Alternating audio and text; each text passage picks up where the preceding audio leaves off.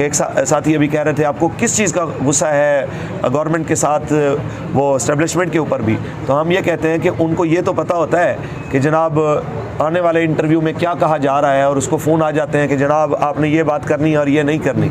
तो वो अक्ल के अंधे हैं कि जिन लोगों को ये पता नहीं है कि पूरा दिन सर्विस बंद है, तो क्यों सर्विस बंद है।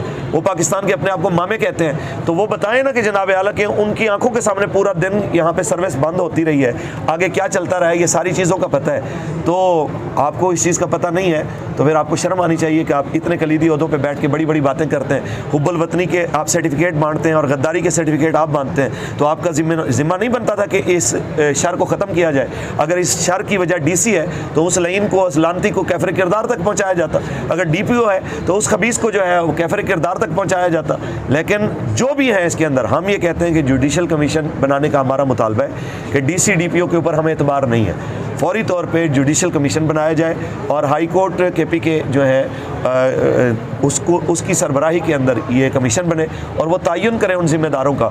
और जो हमारे शहदा की FIR नहीं होने दी जा रही और उसके शहदा के पोस्टमार्टम तक नहीं होने दिए जा रहे, तो इसके दरमियान जो भी रुकावटें हैं उसको दूर किया जाए। अच्छा लामा साहब, एक सवाल है मेरा कि हमेशा अगर किसी भी पार्टी का दौर होता है, फर्स्ट नून लीग का दौर है, तो उस दौर में अगर कोई काम गलत होता है, इस्लाम मुखालिफ होता है, पाकिस्तान मुखालिफ होता है, इज़्ज़त रसूल पे कोई बात आती है, नून लीग का दौर होता है तो PTI वाले तहरीक लब्बैक पर हमेशा तनकीद करते हैं, और अगर PTI का दौर होता है तो नून लीग वाले उन पर तनकीद करते हैं। तो ये अपने अपने जब इनके दौरे हुकूमत चल रहे होते हैं, ये उन कामों के लिए आवाज़ क्यों नहीं उठाते और तहरीक लब्बैक का साथ क्यों नहीं देते? हमेशा तहरीक लब्बैक या रसूलुल्लाह पाकिस्तान को ही क्यों अव्वल मुतालबा किया जाता है, और मौलवी क्या है कि क्यों इस पर तनकीद की जाती है कि ये कुछ कर नहीं सकते पाकिस्तान और इस्लाम की बका के? इस हवाले से कुछ बताइएगा। इसी के साथ रिलेटेड एक और मेरा भी सवाल है सर। अभी ये इस्लामी जमहूरिया पाकिस्तान के अंदर एक गैर शरई जो बिल पास हुआ है बनिस्बत उनके बकौल जो मजहबी जमातें कुछ प्रोटेस्ट कर रहे हैं ट्रांसजेंडर का, तो उसके ऊपर उनका ये शिकवा है कि TLP जो इस वक्त बड़ी मुतहर्रक जमात थी, तो वो इतना ज़्यादा साइलेंट क्यों है, उसका भी ज़रा बता दीजिए, ज़रा क्लियर। और भी इसके मुताल्लिक कोई सवाल है तो ऐड ये है कि जिस तरह आप जानते हैं कि हाफिज़ साहब ने मुबश्शिर अखबार के इंटरव्यू दिया और बताया कि हमारी क़यादत को निशाना बनाया गया और बड़ी मुश्किल हम वहाँ से जान बचा के निकले। क्या आप नहीं समझते कि हाफिज़ साहब हुसैन रिजवी पूरी क़यादत की जो सिक्योरिटी है वो हमें वैसी ही करनी चाहिए जैसी दूसरी जमातों या मज़हबी जमातों की होती है? हमें भी अपने साथ वैसे गनमैन रखने चाहिए ताकि हमारा भी, हम पर भी अगर कोई हमला करे साद हुसैन रिजवी साहब पर तो कुछ सोच समझ कर वो आगे बढ़े। और भी कोई सवाल है इसके मुताबिक? पहले तहरीक लब्बैक हर बात का जवाब बड़े सख्त देती थी, लेकिन पहली दफ़ा हुआ है कि आप नरम लहजे में बात कर रहे हैं आप लोग, और मीडिया पे आए और फर्स्ट टाइम प्रेस कॉन्फ्रेंस भी हुई है। क्या आप लोगों पर कोई ऊपरी प्रेशर है, दबाव है, या सियासत का तरीका चेंज हो चुका है तहरीक लब्बैक पाकिस्तान का? देखें जी, जो सवाल आपने किया है कि जब भी इस्लाम के ख़िलाफ़ कोई बात होती है तो वो नून वाले कहते हैं कि लब्बैक कहाँ है, PTI के दौर में PTI वाले कहते हैं लब्बैक वाले कहाँ हैं, जब दूसरों का दौर होता है। यही तो हमारा सवाल है कि या तो आप अपने आप को इस्लामी जमहूरिया पाकिस्तान के जो है ना वो ठेकेदार कहलाना बंद कर दें और अवाम के जो मकबूल तरीन लीडर के जनाब बुलंद बांग दावे हैं ना, इससे बाहर आ जाए और खुल के कह दें कि आपका इस्लाम के साथ कोई ताल्लुक़ नहीं है। रही बात हमारी, तो हम कल भी इस्लाम के लिए हाजिर थे, आज भी हाजिर हैं और हर मौके पे लब्बैक हाजिर है। एक बात। अगला सवाल भाई ने किया कि जो ट्रांसजेंडर बिल के हवाले से, ये जो कुछ कल हुआ है ये आपके इल्म में होगा कि आज से तकरीबन 1 माह कबल इसी मस्जिद के अंदर क़िबला अमीरुल मुजाहिदीन के लख्ते जिगर हमारे अमीर मोहतरम साहबजादा साद हुसैन रिजवी साहब ने बयान दिया था कि तुम इंसान बनो और इस बिल को वापस लो, नहीं तो हम वज़ीराबाद भी आ रहे हैं और फैज़ाबाद भी आ रहे हैं। तो अब उसके ऊपर नज़रसानी भी शुरू हो गई, उसके ऊपर जो है अमेंडमेंट के ऊपर काम शुरू हो गया, सारी चीज़ें।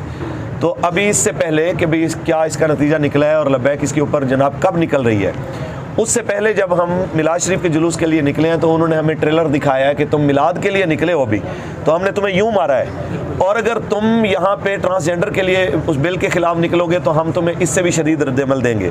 तो हम उसके लिए हाजिर हैं, ये मसला नहीं है। हम सिर्फ कौम के सामने, मेरे अमीर ने पहले जवाब दे दिया है, मैं वो आपको दोहरा के समझाना चाहता हूँ कि हमेशा लोगों की यही एक तकलीफ़ या शिकवा या गिला होता है, जो कहते हैं कि जी सबसे पहले आप बात करते हैं, रात को आप बात करते हैं, सुबह आप सड़कों पे आ जाते हैं। आप कोई तरीक़ेकार सियासत का नहीं आता आपको कि कम से कम पहले बंदा मीडिया पे आता है, लोगों को मौक़िफ़ समझाता है कि यार हमारे साथ ये हो रहा है, पाकिस्तान इसलिए बना था, पाकिस्तान में क्या हो रहा है, तो कम से कम लोगों को अवेयरनेस दें। फिर अगर कोई बात नहीं होती तो आप मैदान में निकलें, आप पे गिला भी नहीं होगा।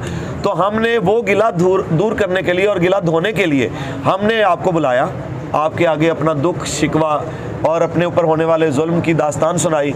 उसमें भी हमारे साथी कह रहे थे कि जनाब पहले तो बड़ा जारहाना आप स्टाइल रखते थे और आज बड़ा आप मजलूमाना अंदाज जो है वो अपना रहे हैं। तो यकीनन हम कल भी मजलूम थे और आज भी मजलूम हैं। सिर्फ मसला ये है कि हम मजलूम भी होते हैं तो उन्हें जालिम नज़र आते हैं, और हमारा शहीद हुआ होता है तो भी उसको लगता है कि जनाब इसकी गलती थी कि गोली अगर जा रही थी तो ये उसके सामने क्यों आ गया, ये इसकी जनाब गलती थी कि यहाँ से गोली ने गुजरना था, ये उसके रास्ते में रुकावट क्यों बना, इसलिए मारा गया है। तो ये तो उन लोगों को शर्म आनी चाहिए जो इक़्तिदार की बड़ी कुर्सियों पे बैठे हैं, मीडिया की बड़ी कुर्सियों पे बैठे हैं, या फिर अदलिया की बड़ी कुर्सियों पे बैठे हैं, या फिर पाकिस्तान के जनाब आला वो नादीदा क़ुव्वतें जो असल क़ुव्वतों के सरचश्मा कहलाते हैं। तो उन लोगों को शर्म आनी चाहिए कि भाई आप पाकिस्तान की सियासत को किधर लेके जाना चाहते हैं। यानी आप दूसरे लफ्ज़ों में ये चाहते हैं कि हम डंडा उठाएं और आप सबको जो है ना वो जूतियाँ मार के डंडे मार के एक लाइन में खड़ा करें और इक़्तिदार पे हम काबिज़ आ जाएं हो जाएं और फिर कहें कि जनाब यूँ निज़ाम आता है। यानी आप हमें मजबूर कर रहे हैं कि हम उस तरफ जाएँ,